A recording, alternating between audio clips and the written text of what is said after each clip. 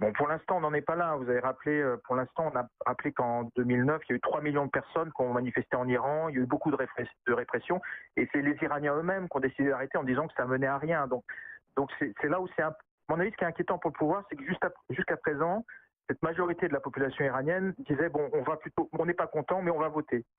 Actuellement, là, ce qui est en train de se passer, c'est une partie de la population se dit, bon, ça marche pas par le vote, passons au stade de la violence. Alors pour l'instant, c'est que des centaines de personnes, mais avec la répression qui vient d'avoir lieu, là, comme on a parlé de 10 personnes tuées, c'est vrai que d'ailleurs le président Rouhani vient de le dire, on est dans un moment très, très critique pour le pouvoir iranien.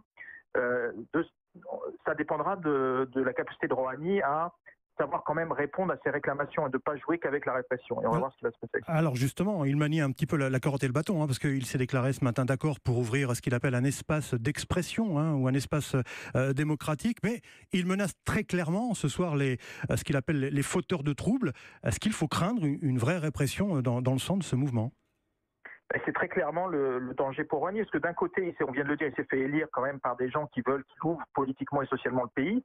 Bon, d'un autre, il a des adversaires qui vont ne pas manquer de le critiquer pour sa faiblesse, puis il est censé faire respecter le droit. Là, ce qu'il a dit simplement, c'est voilà, n'attaquez pas les bâtiments publics, etc. Donc, il est vraiment entre deux feux, et c'est vrai que c'est un moment.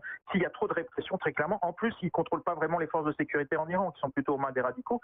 Donc, s'il y a trop de répression, ça peut conduire à son appel à plus de dialogue, qui ne soit pas entendu. Donc c'est vrai qu'on est à un moment clé, et Rouhani va sans doute jouer dire son mandat qui lui reste dans sa capacité dans ces prochains jours à donner quand même des signaux à la population comme quoi il les a bien entendus et il veut quand même avancer sur le rythme des réformes économiques et également politiques.